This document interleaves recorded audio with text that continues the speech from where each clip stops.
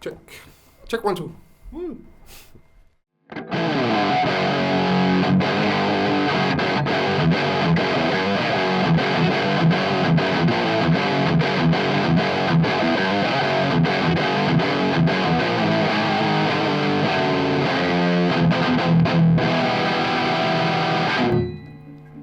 Guten Tag, it's Rich from Hughes Kettner, and here It's Leo from Frog Leap Studios. yeah, we are absolutely delighted to have got Leo into our little studio today at the GuitCon festival Messe thing in Germany to talk about the TriAmp from Hughes Kettner and this beautiful frameless guitar, of course, that Yeah. it shows. Yeah. First time I've tried this. This I have in my studio, and first time meeting you guys, so Mhm. that's pretty awesome. And this is probably the most high-end amp that I have in the studio. It's just insane amounts of sounds, and yeah, you can just switch anything.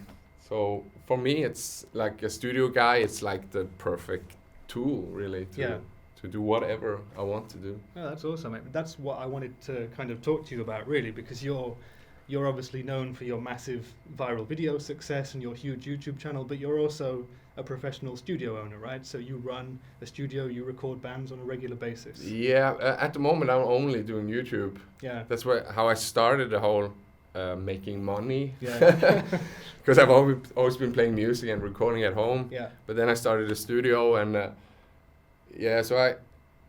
but I consider myself mainly a vocalist, maybe. Okay. But I've played guitar for longer, but in the bands it's always been like vocal I've been doing. Yeah. But then the whole YouTube thing just took incredibly off. Yeah. So now at the moment I'm only doing that, and it's just great to meet different companies, and because I like to use a lot of different gear, and just testing stuff out, and this just looks cool for me in the videos also, the blue light and stuff. It does. I've used it in a video where I shot the whole video under my bed sheets. Yes. So that was pretty cool. A normal amp wouldn't be cool there, but this like lighted up under the exactly. blanket. So if you ever need a guitar amp to play under your bed sheets or under the bed at night, this is the one for you, I think. It is. Was it a cover of "Call Me Maybe" that Yeah, you did? yeah, that's right. Yeah. So that worked really well. If you guys haven't seen that yet, you know where to go. Yeah. Head to Frog Leap, check it out. It's an awesome cover. Thank you. Yeah, so let's talk about the amp then. That's kind of how we first got into contact with you, when we sent you an amp over just to test it out. And you liked it enough to use on that track. But just tell me about your experiences of it so far. I mean, it's a super versatile amp. It's got those 6 different channels, but for you, I guess, you have maybe 1, 2 or 3 possibly favorite sounds that you would go for. Yeah, they have like incredible clean tones, but I'm like, to my own frustration sometimes, I straightly go for the metal tones. I would just like gain and just check. And yeah, it does that really well. And you have like noise gate built in, which is really nice, and it's good also. It doesn't like cut you off where it shouldn't. Yeah. And stomp boost thing also is it's great to add to it. Yeah, so there's just so many possibilities. I was just scratching my head for a few days, just going through it, and it's just super versatile for me to use. Yeah. The cool thing about the TriAmp as well is we could have named it Knobmeister because it has so many controls on it, and a lot of people joke about how complicated it looks. Yeah. But actually, when you know what it does and what the controls do, it's pretty simple to use. Yeah, Because each of the 6 channels has its own simple 3-band EQ. Yeah. You've got a gain control and a master, and that's pretty much it. There is more you can do in terms of switching around the different power tube types and stuff like that. You can make it complicated if you want to, but it's really like straightforward where the different channels are, and easy to get around, because you see it kind of instantly when you're trying to figure it out. So, but of course you can sit for days just testing sounds, but that's a good thing. You don't want to sit for days just reading the manual and just wondering what's happening. Yeah. So that's pretty cool. Let's get on to the sounds then. Tell us about your favorite sound. Just show us the settings so the guys at home can maybe replicate that a little bit. So I'm on channel 2B, which is the most high gain sound, of course. Or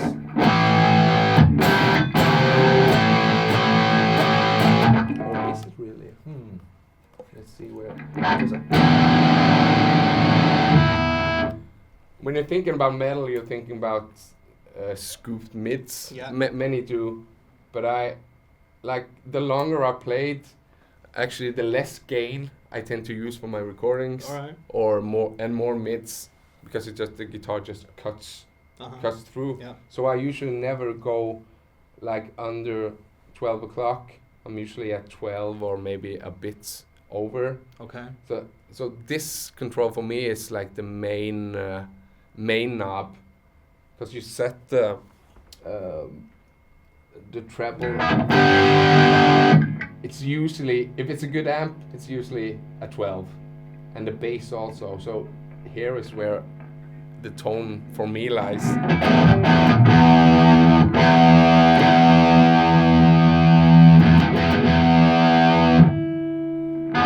But you know it's a good amp because at 12 o'clock everywhere, it's good. Yeah.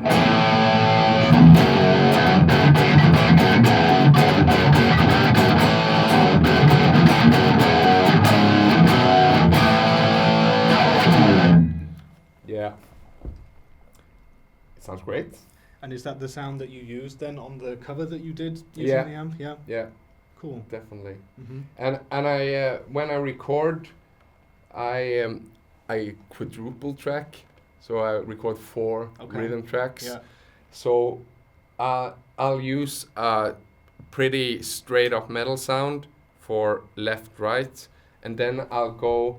I actually don't remember what I did on it, but I went to a cleaner channel. Yeah. And just had very little gain, and just doubled up the tracks there to get just a different frequency spectrum of it. Mm-hmm. So just get really full. And this is of course a great amp to do if you're doing layering stuff of guitar, because you can get so many different tones from it. Yeah. Actually, what's really cool about this amp is kind of having it as a studio amp, I think. Yeah. Because you can, if you're running a place and you have different bands coming every week. Oh yeah. I don't think there's really any group around who couldn't find from this amp a usable sound. Definitely. It's like one of the biggest studio chains in Japan has bought like I think 32 of them just to put in all the different chains of their studio, and it's just like working out pretty well as a number 1 amp there. That's awesome. Yeah. This is cool for us. That's yeah, for sure, definitely. It's like, especially like you could call this the tube. What did you call like the knob? The Knobmeister. Yeah, or Tube Meister. Like it just looks insane in there. Like people coming in the studio, they always look at this amp and go like, "What the hell's going on in here?" Just you can change like different tubes also. Yeah. But I tend to just turn everything on max. When you've got everything on, it's kind of like, we can talk in averages, it's like 150 watts full power. Yeah. So there's 15 tubes in total in this amp. There's like 9 preamp tubes and then 3 pairs of power amp tubes for 6 in total. We ship the amp with EL34s and 6 L6s, but what's also really cool is we have the TSC system built in, tube safety control, and that actually kind of monitors and biases the tubes for you. So if you've got different tubes of the same size and you want to test them out, you can just pop them in and put other pairs in, no problem. So if you want to, if you want to rock KT88s or whatever, you can just try them in there, and you can just take the old ones out, put the other ones in, and you're good to go. That's awesome. It's a pretty versatile thing, I mean, all this is also programmable via MIDI. All those little knobs that you can see on the front, we have a foot switch that comes with the amp, which I guess we must have sent you as well, where you can program your favorite sounds and your favorite tube settings and stuff like that. Yeah. You can spend a lot of time getting to know what the TriAmp does and working out your favorite patches and stuff. That's cool. Just finding the good combination between easy and a lot. Yeah. Like there's because people buying gear, like high-end gear like this, you want it to work straight out of the box. Yeah. But you also want to have fun for months just doing different stuff. Yeah. Of course. Like if you're playing like a cover band or something live, playing a lot of different tones. Yeah. This would also like work really well. Definitely. For getting from the 70s to the 2000s type of stuff. Yeah. Tell us just a little bit about your life as a musician outside of YouTube. Are you performing in any bands at the moment or anything, or are you just a vocalist? Yeah, I used to play in like metal bands and stuff. And then I started a studio, started having bands, and then I did like acoustic shows just by myself. All right.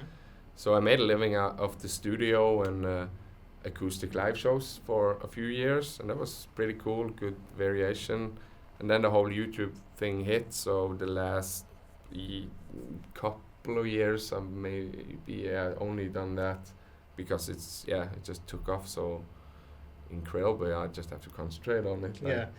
So I get some offers of playing live, but then I have to put together a band or something, or else it's going to be like karaoke style thing, which is kind of weird. So maybe I'll do it one day. So I just have to see. Now I'm really, people maybe think I get just doing the same thing over and over, but I don't feel like that. For me, it's like I get, it's really creative working like I do. I do like a full song and a full music video one a week. So it's really satisfying to go in and do it, and I do like original stuff within the song, so I get my own stuff out there. Yeah. And just the feeling of having like a complete thing at the end of the week, it's like really, really satisfying. But it's a lot of like detailed work, video editing and layering, like 8 guitar tracks, and it's usually around maybe 40, 50 tracks on each song. Yeah. So I consider myself mainly, I'm not like super into like compression and EQ and all of this stuff. I just fill around till it sounds right for me. I'm more like a producer kind of guy, just kind of good at hearing what's missing in a mix or something, just doing small little things from one section to another, and maybe it just needs a little on the guitar to make it pop more, or adding a phaser guitar or something just beneath everything to make it more alive. So I think that's my strength, and I know a little bit because I'm not like a guitar shredder guy, but I know a little bit about everything, and that's a perfect thing for YouTube. Sure. Like knowing a video or a little bit of bass and drums, and so it's a whole package, and that's what I think I'm winning on. Yeah. So definitely. For sure. Where do you get your ideas from for the songs? Do you pick them, or do you let fans? And what about then the videos that go with them? How does it all come together? I'm really spontaneous type of guy. I don't plan much. I never pick songs because someone says it, but now I get a lot of suggestions from comments and stuff, or even my wife listening on the radio. Yeah. So I just write down different suggestions that I think would work, and then at the day I'm picking one. I'm just going through and I'm always listening for the riff of the song, like "Take on Me." That would work. So then it, as long as it feels right for me to do it, it's then it should be. Because I think people, like, for everyone here, like YouTubers, it's like everyone here is like, you feel when you're watching our stuff and their stuff, it's like you can feel it's real, it's people interested in it. It's not just because we want to sell something. And I would never sit here and talk lie about this stuff. Like that would be stupid for me. Like I would because I'm not a gear channel anyway, so I only do like now because I have so many subscribers. Companies reach out because it's a lot of people. Yeah. But I only do stuff that I like to try out, and I know I heard maybe from other guitarists that this is cool. You need to try it. So So having that integrity, I think it's important. I think at this stage, people can really tell if you're not being honest with them. It's a very bad move if you're kind of bought out by people or whatever. If you're not giving the viewers like an honest opinion on something, they will know. They will get know. In trouble. And that's the whole YouTube thing. It's about people making their own. There isn't people behind the camera telling you what to do, and yeah, so that's the thing, and that's what gear people like to see, because they know it's like you could tell really fast if it's kind of fake thing. Yeah. All right, so as a last point then, because I guess we have to move out for the next people who are going to do a video in this room. Yeah. What would you give as a piece of advice to someone who was maybe like you when you were just starting out with your production studio? Yeah. They're looking to maybe get an amp or something, a little setup to start recording guitars in a semi-professional way. Yeah. Where would you start off? Now, it's so many years since I started, and I bought like a Boss digital 8-track recorder, which I used for 10 years, just that. So I kind of made that work, and it kind of had an old like analog feel to it, because you had to mix it live on the knobs. So I got a lot of, I would recommend, now there's so much good stuff like for computers and stuff. Just find something that's good and stick to it and learn like the basic stuff, and as for YouTube it's good to find your own niche, a little thing that's your own. That's probably the most difficult thing also to do. For me, it was I was pretty lucky. I wasn't intentionally going for making metal covers. I just did one for fun, and it got a lot of views, and then I sat down and like, okay, I can do this, and then I went for it like 200%, like really in for it. And yeah, just making regular content is also very important for being a YouTube channel. It doesn't matter if you get 10 million hits on one video. Maybe you get a good monthly pay that month, but yeah, you can't live off it. You need to keep it flowing. Yeah, because people are fickle, right? If the next video is then not to the same standard or doesn't get the same success, you can be forgotten pretty fast. Yeah, right? Yeah, definitely. Just think of yourself clicking on. I remember reading like, if you go on a website and you're not finding what you're looking for within 8 seconds, you click away. Yeah. So the concentration span of people, including myself, is like really, you're so used to that. It's there. If not, you move along. And like, just think of, for myself, also following other YouTubers, if they don't upload in 2 weeks, it's like they've been away for a very long time. Yeah. So it's kind of strange. It's like a TV show that you're watching every week or every other day. It's like really strange how the whole thing works. So there's really not one kind of secret hack to make a viral video like you. It's No. a combination of the hard work, the talent, a little bit of good luck. Yeah, and definitely. Just putting everything into it. You can't just approach this thinking that you're going to get famous if you make one video about the TriAmp. Yeah, but I'm not trying to make viral videos at all, really. It's I'm just doing what I know that some of the videos I do won't get as much views if I'm doing like more obscure 70s song. Yeah. But I just have to do it because for myself, to do something different. And I think in the long run for people watching also, if I was just trying to do the most popular song on Billboard every week, it would be kind of then you would start to sell out in a way, and people would know what's coming. If you're doing like just suddenly a weird song, like I just did, it's not a weird song, White Wedding by Billy Idol, it's like, okay, that's something different. Or I did an acoustic cover of Walk by Pantera. It's like just to do something else. Yeah, I think that's important. Yeah. And one other cool thing about that is introducing today's kids who might be interested in guitar to some of those songs and stuff from the 70s or the 80s. Yeah. Which they would otherwise probably never hear, like Pantera. Now it's kind of old. I feel old. I remember it from the day of it. I grew. That's where I got into like the heavy music and stuff. So yeah, I'm starting to feel old now because I see also when I pick those bands that I like maybe to cover or listen to, it's like 25 years ago or something. So.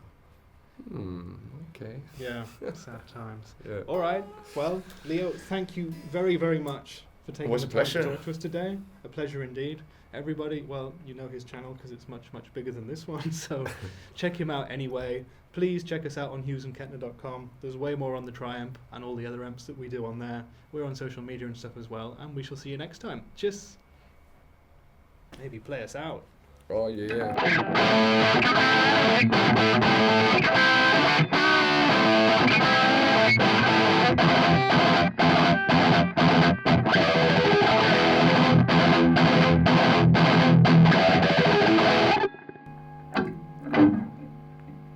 Metal.